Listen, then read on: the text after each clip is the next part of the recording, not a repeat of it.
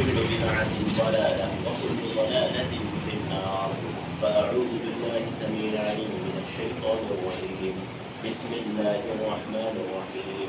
الذين آتيناهم الكتاب يعرفونه كما يعرفون أبناءهم وإن فريقا منهم ليكتمون الحق وهم يعلمون. سب سے پہلے اللہ تعالیٰ کی تعریف، توصیف، کبریائی و بڑائی، جس نے مجھے اور آپ کو اس دنیا میں پیدا کیا. اللہ رب العالمین وہ ہے جس نے ہمیں امت محمدیہ میں پیدا کیا، جس پر ہم اس کا کتنا بھی شکر ادا کریں. اور اللہ تعالیٰ نے ہمیں ہمارا شمار ان لوگوں میں کیا جو کتاب و سنت پر عمل کرنے والے اور شرک و بدعات کو چھوڑنے والے ہیں. یہ مجھ پر اور آپ پر اللہ رب العالمین کا ایک عظیم احسان ہے. حاضرین جمعہ،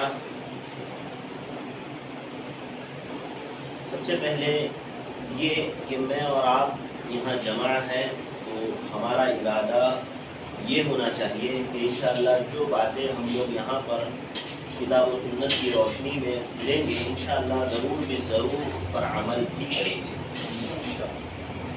کیونکہ بے عمل لوگوں کے انجام سے کتاب و سنت میں جو وعیدیں آئی ہیں اس کے تعلق سے میں اور آپ واقف ہوں.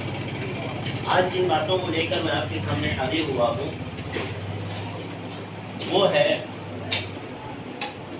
کیا شریعت کے احکام، شریعت کی باتیں جب ہم سنیں تو ہمارے اوپر کیا چیزیں لازم آتی ہیں.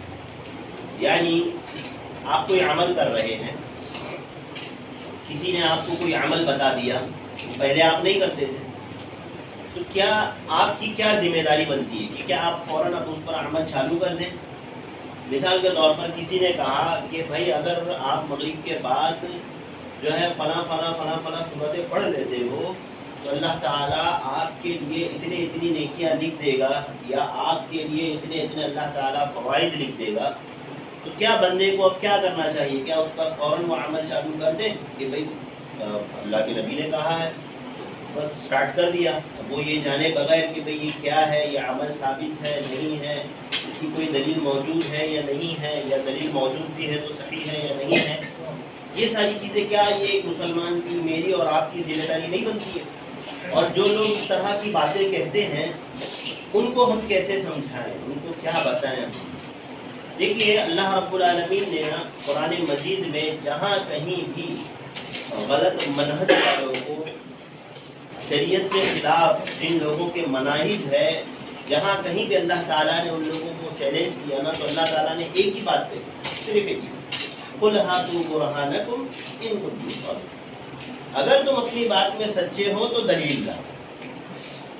اگر تم اپنی بات میں سچے ہو تو دلیل لاؤ، کیونکہ جو آدمی حق پر ہوتا ہے، سچ پر ہوتا ہے، دلیل اس کی تائید کرتی ہے، دلیل اس کے ساتھ ہوتی ہے. ہمارے یہاں ماحول یہ ہو گیا ہے نا کہ لوگ یہ کہتے ہیں کہ بھئی دلیل کیا مانگا جائے، اب انہوں نے بتایا ہے تو قرآن و حدیث کے مطابق ہی بتایا ہوگا. دیکھیے اللہ رب العالمین نے سورہ فاتحہ جب ہم پڑھتے ہیں، سورہ فاتحہ جب ہم سمجھتے ہیں تو اس میں چند لوگوں کا تذکرہ کیا ہے. پہلے ہم وہ دیکھ لیں. اللہ رب العالمین سے جب سورۃ الفاتحہ ہم نماز میں پڑھتے ہیں تو اس کا ترجمہ ابھی یاد رکھیے، جو چیزیں نماز میں ہم پڑھتے ہیں نا، کم از کم اس کا ترجمہ ہم یاد کر لیں، سمجھ لیں، یاد کر لیں، اس کو ذہنوں میں بٹھا لیں، تاکہ جب نماز میں کھڑے ہونا تو وہ ترجمہ ہمارے ذہن میں گھومتا رہے. اس سے فائدہ کیا ہوگا؟ نماز میں خشوع پیدا ہوگا، نماز اچھی ہوگی، اچھا لگے گا نماز پڑھنے کے لیے. آپ کو پتہ چلے گا کہ آپ کیا پڑھ رہے ہو، کیا مانگ رہے ہو اللہ سے کیا کہہ رہے ہو. تو اب ایک آدمی، ایک مثال کے طور پر دنیا کا ایک آدمی ہے، اللہ تعالیٰ تو ساری چیزوں کو جاننے والا ہے. ہم کیا جان رہے ہیں، ہم کیا سمجھ رہے ہیں، وہ تو ہمیں سمجھ میں آنا چاہیے نا کہ ہم سامنے والے سے کیا مانگ رہے ہیں، ہم اللہ تعالیٰ سے کیا مانگ رہے ہیں. تو یاد رکھیے جو بھی صورتیں کم سے کم ہم پڑھتے ہیں، قرآن یا سورہ فاتحہ جو ہم نمازوں میں، ہر نماز میں پڑھتے ہیں، ہر نماز میں لازم ہے، کم سے کم اس کا ترجمہ ہم یاد کریں.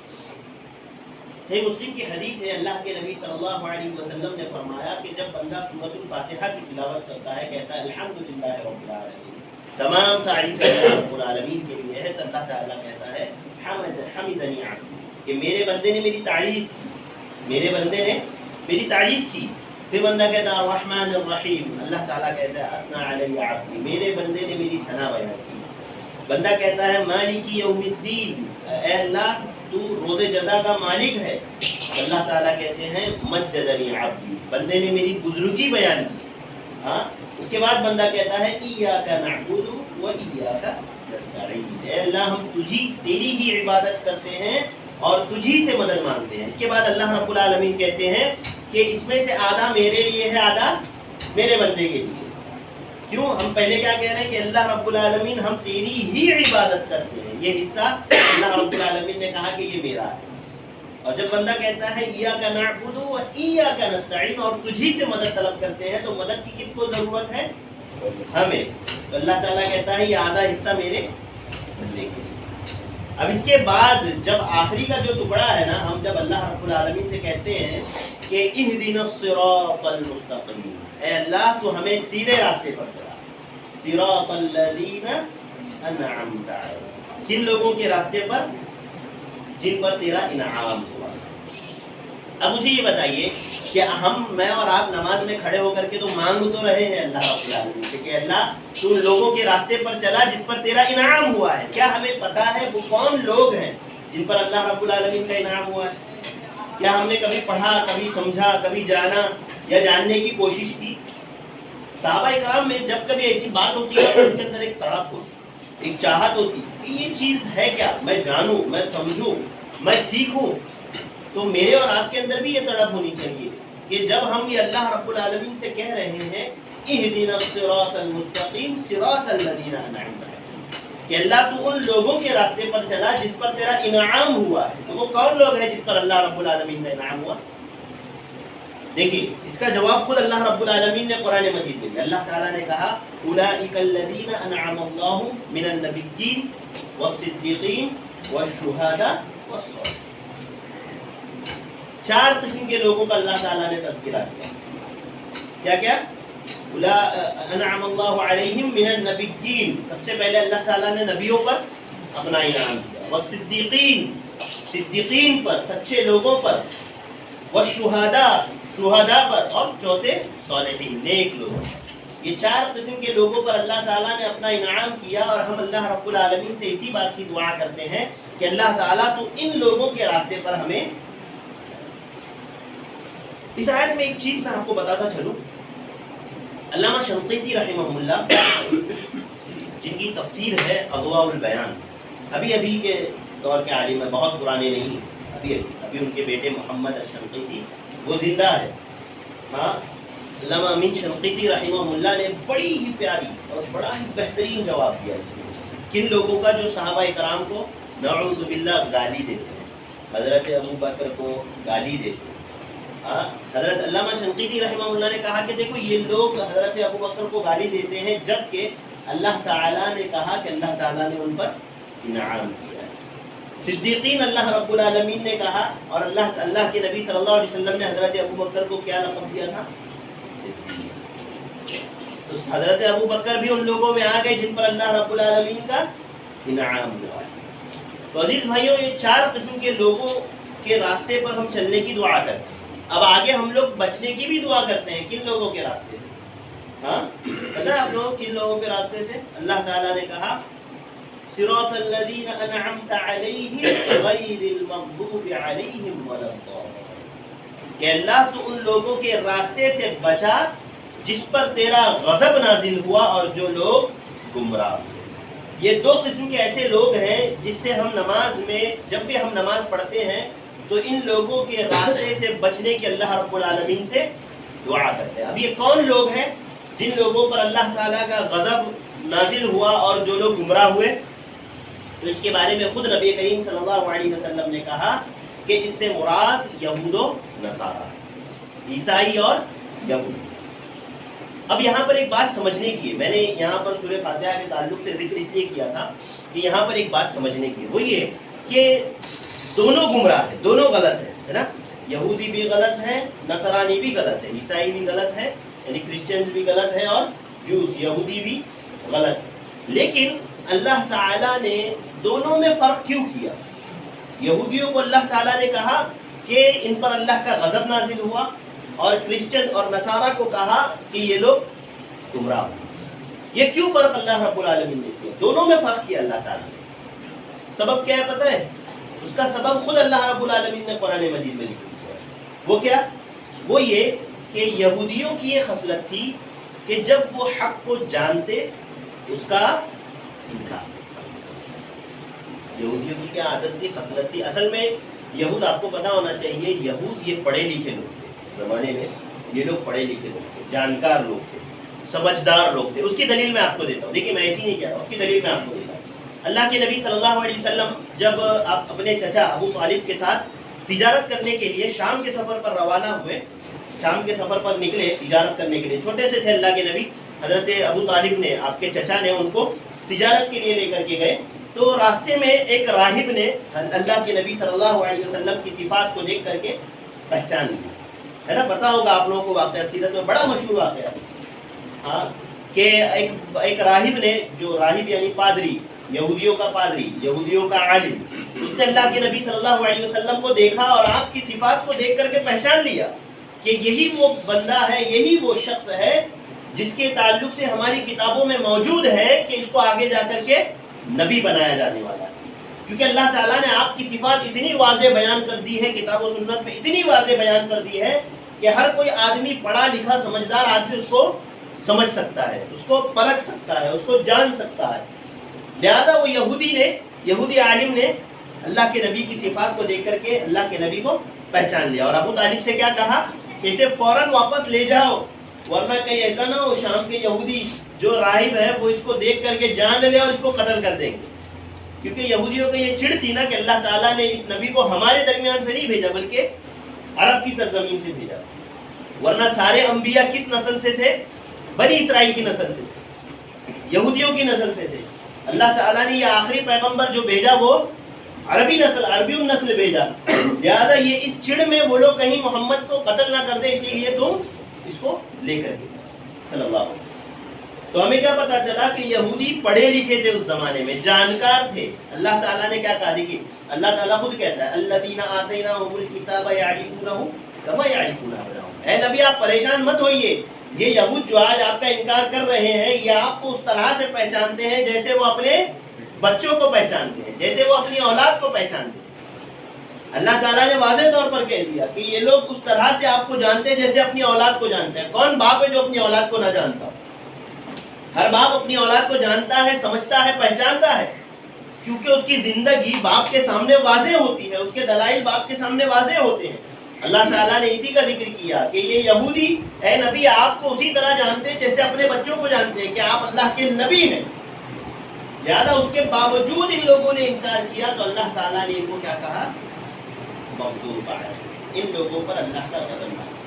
تو یاد رکھیے ہر وہ شخص جو کتاب و سنت کے دلائل کو جاننے کے باوجود اس کا انکار کرے تو وہ اس میں شامل ہو سکتا ہے، وہ مغضوب علیہ میں شامل ہو سکتے ہیں. ہوتا ہے نا عام طور پر ہم لوگ جب کسی کو کوئی عمل کرتے ہوئے دیکھتے ہیں، خود ہمارے ساتھ، میرے ساتھ کئی مرتبہ اس طرح کا واقعہ ہے. جب آپ کسی کو بتاؤ کوئی عمل کہ بھائی فلاں عمل آپ کر رہے ہو صحیح نہیں ہے بھائی، مت کرو، کتاب و سنت سے ثابت نہیں ہے.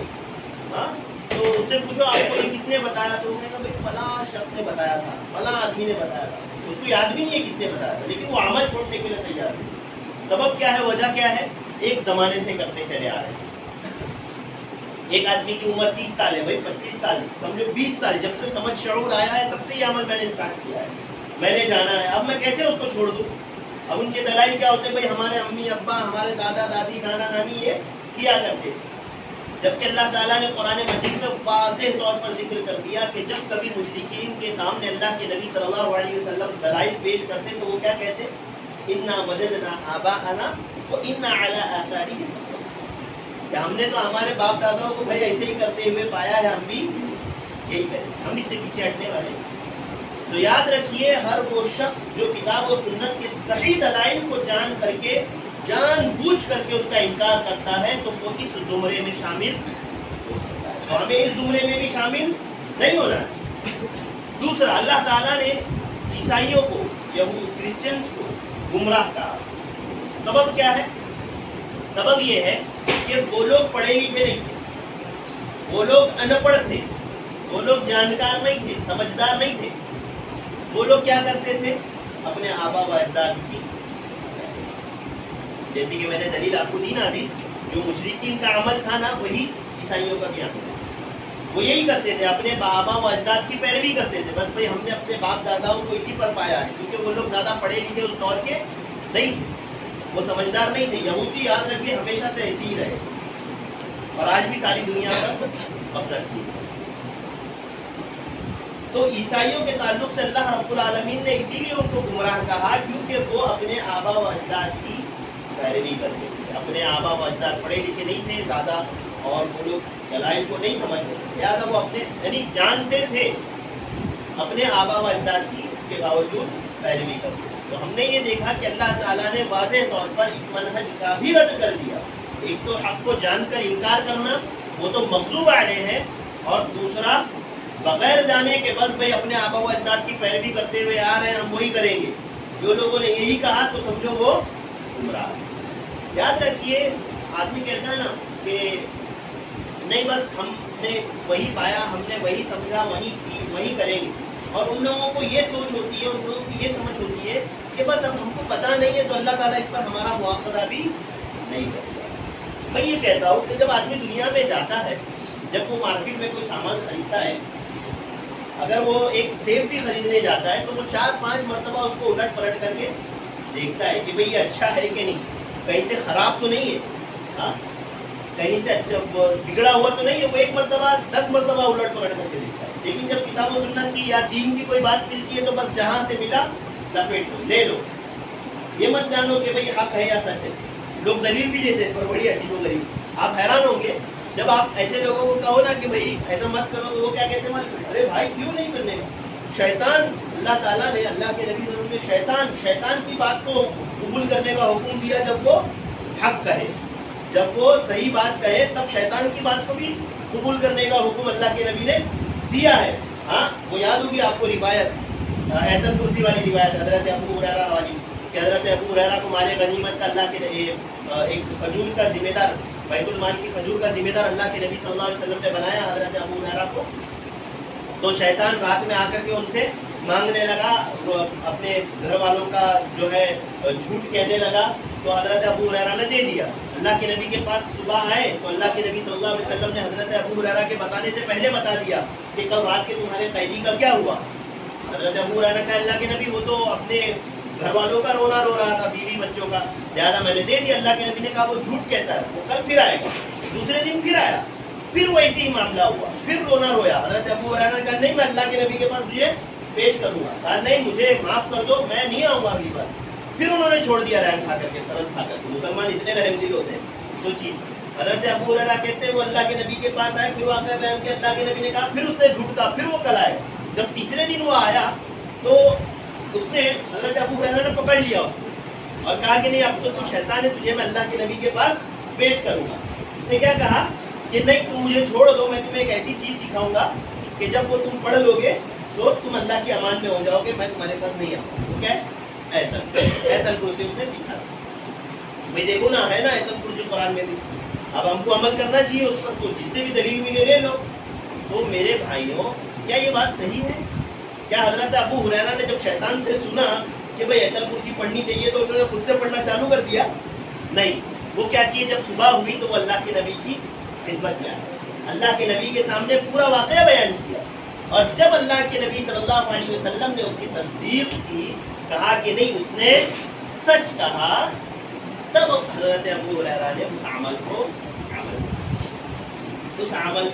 عمل کرنے لائق مانا. تو یاد رکھیے اس میں بھی ایسا نہیں ہے کہ بس شیطان نے کہہ دیا تو عمل کر دیا. نہیں، اللہ حضرت صحابی رسول نے اس وقت تک اس پر عمل نہیں کیا جب تک کہ اس پر مہر نبوت نہیں لگی. اللہ کے نبی صلی اللہ علیہ وسلم نے جب تک کہ اس کی تصدیق نہیں کی، حضرت ابو ہریرہ نے اس پر عمل. تو ہم بھی یہی کہتے ہیں کہ جب تک کسی عمل کی تصدیق قرآن سے یا صحیح احادیث سے نہ ہو جائے اس پر ہم عمل نہیں. دیکھیے جب کبھی کوئی عمل شریعت نے نا، آپ یاد رکھیے شریعت نے نا سارے منہجوں کا انکار کیا، سوائے اس کے کہ ہمیں اللہ اور اس کے رسول کی اتباع ہو۔ ہم نے دیکھا جو حق جان کر انکار کرتے ہیں اس کا بھی اللہ تعالیٰ نے رد کیا، جو لوگ حق جانے بغیر اپنے آبا و اجداد کی پیروی کرتے اللہ تعالیٰ نے اس کا بھی انکار کیا، اس کا بھی رد کیا۔ لہذا یہ سارے گمراہ ہیں۔ مجھے اور آپ کو چاہیے کہ میں اور آپ کتاب و سنت کے متبع ہیں۔ اس کی بے شمار دلائل آپ کو مل جائیں گے کہ قرآن و حدیث میں دلیل ہے، دلیل کا ذکر کرنا ہے، دلیل مانگنا ہے سامنے والے۔ میں آپ کو ایک مثال دیتا ہوں۔ لوگ کہتے ہیں کہ بھائی دلیل مت مانگو۔ کیا کہتے ہیں؟ دلیل مت مانگو، اس لیے کہ دلیل سب سے پہلے کس نے مانگا تھا؟ پتہ ہے آپ لوگوں کو دلیل سب سے پہلے کس نے مانگا تھا؟ دنیا و آخرت میں کس نے مانگا تھا سب سے پہلے دلیل؟ شیطان نے۔ دلیل مت مانگو اس لیے کہ دلیل سب سے پہلے کس نے مانگا تھا؟ شیطان نے۔ اللہ تعالیٰ نے جب کہا اسجدوا لآدم، اے شیطان آدم کو سجدہ کرو، سارے مخلوقات کو، تو سب نے سجدہ کیا سوائے ابلیس کے۔ اس نے کیا کہا؟ انا خیر من خلقتہ من نار وخلقتہ من طین۔ اللہ میں تو اس سے بہتر ہوں، میں سجدہ کیوں کروں؟ آپ کہتے ہو نا بھائی کہ میں عمل کیوں کروں، میں عمل کیوں کروں، دلیل نہ ہو۔ تو شیطان نے بھی کہا کہ بھائی میں سجدہ کیوں کروں، میں تو اس سے زیادہ بہتر ہوں، اس سے اچھا ہوں۔ حالانکہ تو نے مجھے آگ سے پیدا کیا ہے، آدم کو مٹی سے پیدا کیا ہے۔ سب سے پہلی دلیل کس نے مانگی؟ شیطان نے۔ لہذا دلیل مت مانگو۔ کیا یہ بات صحیح ہے؟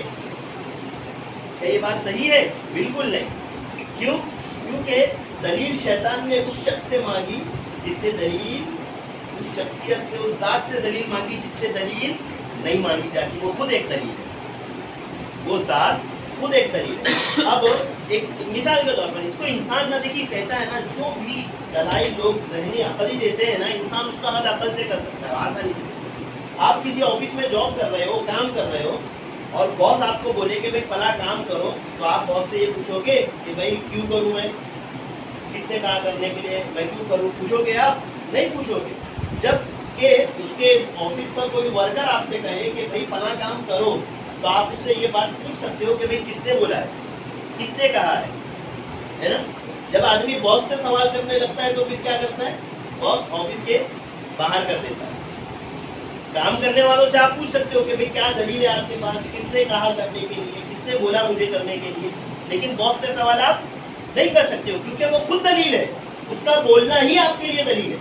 لہذا شیطان نے یہی بے وقوفی کی، اس نے اللہ رب العالمین سے سوال، وہ اللہ رب العالمین سے سوال کر بیٹھا، لہذا اللہ تعالیٰ نے اس کو کیا کیا؟ مردود کرا۔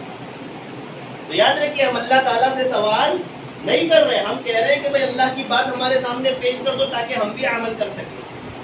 اس کی دلائل آپ کو کتاب و سنت میں بے شمار مل جائیں گے کہ دلیل مانگنے کا رواج آج سے نہیں ہے بلکہ صحابہ کے دور سے، صحابہ کے دور سے تھا۔ خود اللہ کے نبی صلی اللہ علیہ وسلم کی وفات کے بعد صحابہ اکرام ایک دوسرے سے جب کوئی دین کی بات سنتے تو پوچھ لیا کرتے۔ ایک مثال میں آپ کے سامنے پیش کروں، ابو داؤد کی صحیح حدیث ہے، حضرت عمر بن خطاب رضی اللہ تعالیٰ عنہ کے دور میں ایک مرتبہ ابو موسیٰ اشعری کو حضرت عمر رضی اللہ تعالیٰ عنہ نے کہا تھا کہ ابو موسیٰ اشعری فلاں وقت تم میرے پاس آ جانا۔ کیا کہا تھا؟ فلاں وقت تم میرے پاس آ جانا۔ حضرت ابو موسیٰ اشعری رضی اللہ تعالیٰ عنہ کچھ دنوں کے بعد جب یہ بات حضرت عمر نے کہہ دی تو چند دنوں کے بعد راستے میں حضرت عمر کو مل گئے ابو موسیٰ اشعری۔ حضرت عمر نے کہا کہ ابو موسیٰ اشعری میں نے تمہیں فلاں دن بلایا تھا، آپ آئے کیوں نہیں؟ حضرت ابو موسیٰ اشعری رضی اللہ تعالیٰ عنہ نے کہا اے عمر میں آیا تھا، میں نے آپ کے دروازے میں کھڑے ہو کر کے 3 مرتبہ سلام کیا، مجھے جواب نہیں ملا تو میں واپس لوٹ گیا، اس لیے کہ میں نے اللہ کے نبی صلی اللہ علیہ وسلم کو فرماتے ہوئے سنا کہ جب تم کسی کے یہاں جاؤ تو دروازے پر کھڑے ہو کر کے 3 مرتبہ سلام کرو، اگر جواب مل جائے تو ٹھیک، ورنہ فرجع، اللہ کے نبی نے کہا ورنہ واپس لوٹ جاؤ، تو میں واپس لوٹ گیا۔ تو حضرت عمر رضی اللہ تعالیٰ عنہ نے کہا تم نے یہ اللہ کے نبی سے سنا ہے؟ کہا ہاں۔ کہا دلیل لاؤ۔ سوچئے کون ہے حضرت عمر؟ کون ہے؟ صحابی ہے۔ حضرت ابو موسیٰ اشعری کون ہے؟ صحابی ہے، دونوں صحابی ہے، دونوں اللہ کے نبی کے ساتھی ہیں، دونوں کے تعلق سے اللہ تعالیٰ نے کہا رضی اللہ عنہم ورضوا عنہ، کہ اللہ تعالیٰ ان سے راضی ہوا، وہ اللہ رب العالمین سے راضی ہو۔ دونوں وہ لوگ ہیں جن کو اللہ تعالیٰ نے دنیا ہی میں جنت کی بشارت دی، لہذا اس کے باوجود حضرت عمر کہتے ہیں دلیل لاؤ۔ حضرت ابو موسیٰ ورنہ، اور صرف اتنا ہی نہیں کہا کہ دلیل لاؤ، کہا کہ اگر تم دلیل نہ پیش کر سکے تو تمہیں کوڑے ماروں. کیا کروں گا؟ کوڑے ماروں گا. سوچئے کیا حالت ہے. حضرت عمر کے تعلق سے تو ہم نے پہلے ہی سنا ہے کہ لوگ ان کے نام سے ڈرتے تھے. حضرت ابو موسیٰ اشعری کی حالت ہو گئی اب خراب. کیا عمر نے کہا ہے تو یقیناً مارے گا. ڈر کے مارے مسجد نبوی میں پہنچے. صحابہ کرام کچھ بیٹھے ہوئے تھے. ایک حضرت سعید رضی اللہ تعالیٰ عنہ کہتے ہیں جب میں نے ابو موسیٰ اشعری کو دیکھا تو میں سمجھ گیا کہ کوئی نہ کوئی معاملہ ہے, بہت ڈرا ہوا ہے. کہتے ہیں میں حضرت ابو موسیٰ اشعری کے پاس گیا اور میں نے پوچھا کہ کیا معاملہ ہے, کیوں اتنے ڈرے ہوئے ہو.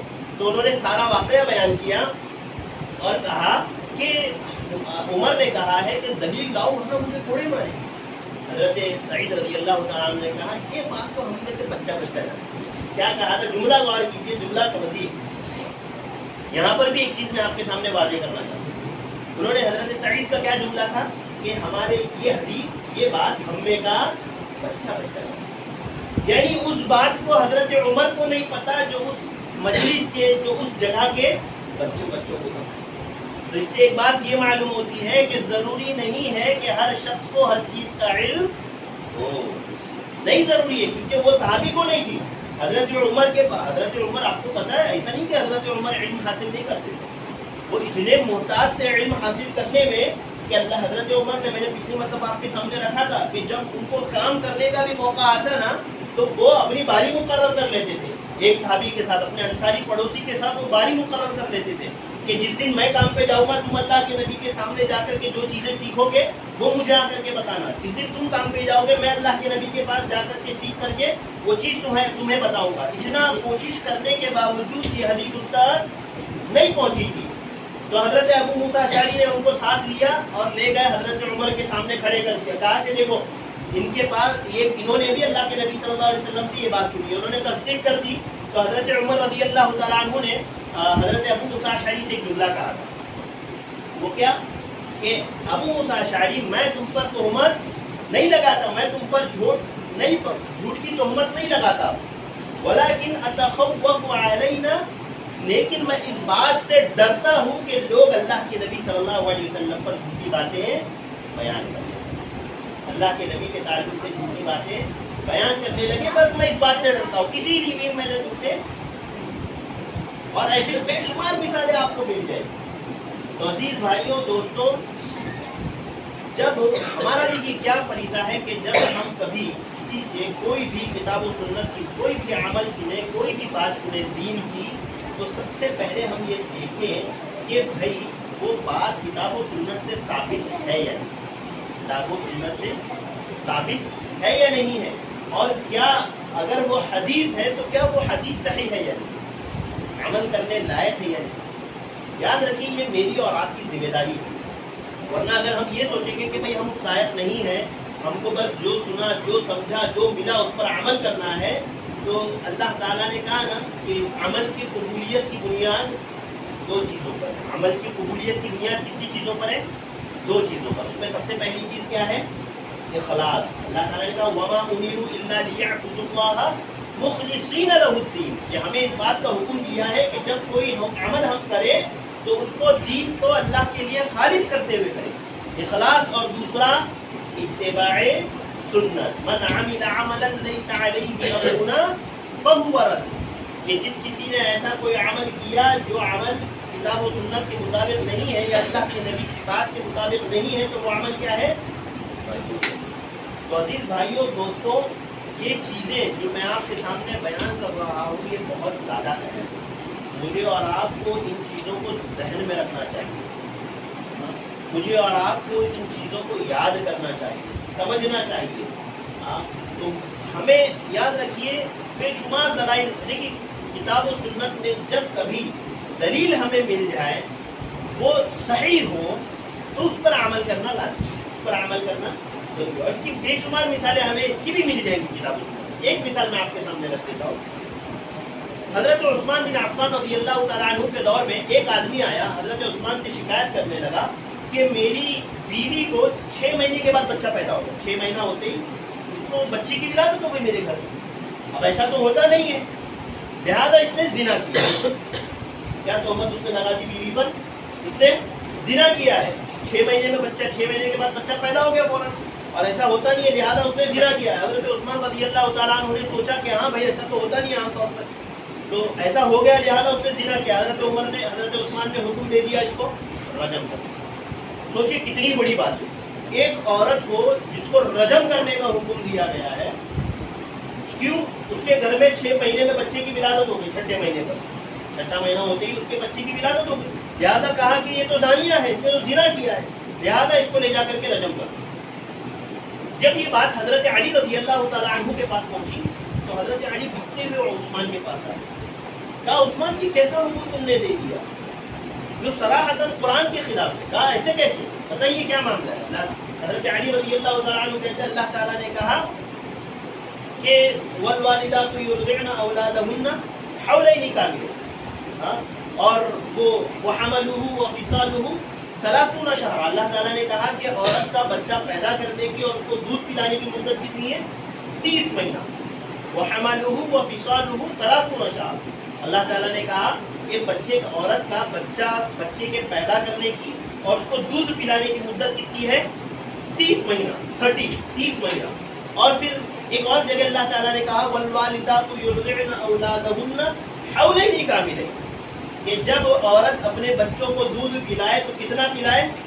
2 سال۔ کتنے ماہ دودھ پلائے؟ 24 مہینہ، یعنی پورے 2 سال وہ اپنے بچوں کو دودھ پلائے۔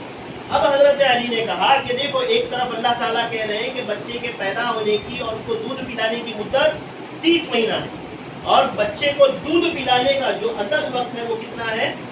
2 سال، جس میں مہینے کتنے ہوتے ہیں؟ 24۔ 30 میں سے 24 نکال دو، بچے کتنے؟ 6، لہذا 6 مہینے میں بھی بچے کی ولادت ہو سکتی ہے۔ حضرت عثمان نے کہا اللہ اکبر، یہ مجھ سے کیا ہوگا؟ فوراً بھیجا کہ جا کر کے اس عورت کی جو ہے رجم کو روکا جائے۔ حالت پتہ ہے کیا تھی؟ عورت کو گلے تک دفن کر دیا گیا تھا زمین میں، پتھر مارنے کے لیے اس کی بہن، اس کے گھر والے اطراف کھڑے تھے، ہاتھ میں لوگوں کے پتھر سے آنکھوں سے آنسو جاری تھے، اور وہ عورت روتے ہوئے یہ کہہ رہی تھی کہ میں اپنے رب کی قسم کھا کر کے کہتی ہوں کہ مجھے میرے شوہر کے علاوہ کسی نے ہاتھ نہیں لگایا۔ دلیل آ گئی، حضرت عثمان رضی اللہ تعالیٰ عنہ نے اس معاملے کو روکا۔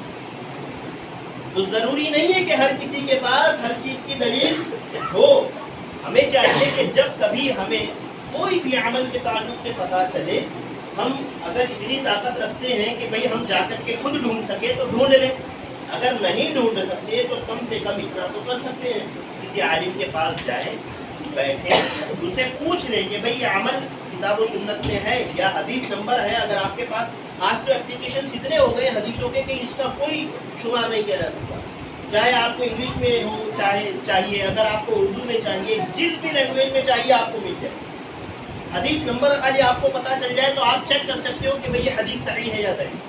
لیکن مسئلہ کیا ہے ہمارے میں؟ ہمارے پاس وقت نہیں اللہ تعالیٰ کو دینے کے لیے۔ سوچئے جس نے ہمیں بنایا، جس نے ہمارے وقت کو بنایا، جس نے ہمیں دنیا کی ساری آسائش و آرام دیے، جس نے ہمیں دنیا کی ساری چیزیں دے رکھی ہے، آج اسی کو دینے کے لیے ہمارے پاس وقت نہیں۔ بہت بیزی زندگی ہے، خاص طور سے ممبئی والوں کی تو بہت بیزی زندگی ہے، صبح میں کام پر جانا، شام میں کام سے واپس آنا، اس کے علاوہ اور کچھ ان کو پتہ نہیں۔ دین تو گویا کہتے ہیں نا، یاد رکھیے اپنے آپ قیامت کی نشانی مت بنائیے۔ اللہ کے نبی صلی اللہ علیہ وسلم نے کہا نا، قیامت کے قریب اللہ تعالیٰ علم کو اٹھا لے گا، اور جو لوگ دنیا میں رہ جائیں گے، جب آپ ان سے پوچھو نا کہ بھئی آپ لا الہ الا اللہ کا کیا معنی ہے، کیا مطلب ہے، تو وہ یہ کہیں گے کہ ہم نے اپنے باپ داداؤں کو کہتے ہوئے سنا تھا، لہذا ہم بھی یہ۔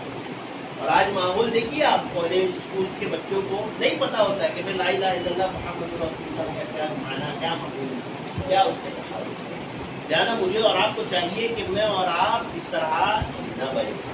تو یہ چند باتیں تھیں جو میں نے آپ کے سامنے رکھی، جو بہت ضروری ہے میرا اور آپ کا سمجھنا۔ اور یاد رکھیے ہمارا منہج جو ہے نا، ہماری باتیں جو ہے، ہم یہ نہیں کہتے کہ بھئی قرآن و حدیث، لوگ کہتے ہیں کہ بھئی تم کہو کہ قرآن و حدیث پڑھ لو، عمل کر لو، ٹھیک ہے، کبھی نہیں کہتے۔ کسی سے بھی ہم یہ نہیں کہتے کہ بھئی قرآن و حدیث تم پڑھ کر کے عمل کرنا چالو کرو۔ ہاں، لوگ کہتے ہیں کہ بھئی اگر قرآن و یہ کہتے ہو کہ بھئی قرآن و حدیث پڑھ لو، قرآن و حدیث سے ڈائریکٹ پڑھ لو، تو علماء کی کیا ضرورت؟ نہیں، کوئی بھی آدمی بغیر استاذ کے علم حاصل آپ کو پتا ہونا چاہیے سلف نے سختی سے ایسے لوگوں سے علم حاصل کرنے سے منع کیا ہے جس کا کوئی استاد نہ ہو، جس نے کسی استاد کے پاس نہ پڑھا ہو، اس سے سختی سے علم لینے سے منع کیا۔ تو مجھے اور آپ کو چاہیے کہ میں اور آپ یہ بات سمجھیں، علماء سے ربط جوڑنے کے لیے اسی لیے کہا جاتا ہے نا کہ آدمی جب علماء سے جڑتا ہے تو دین کو سمجھتا ہے، دین کا علم حاصل کرتا ہے۔ لہٰذا مجھے اور آپ کو چاہیے کہ میں اور آپ علماء سے جڑے رہیں اور دین کی باتوں کو، کم سے کم بنیادی باتوں کو ہم سمجھنے کی کوشش کریں۔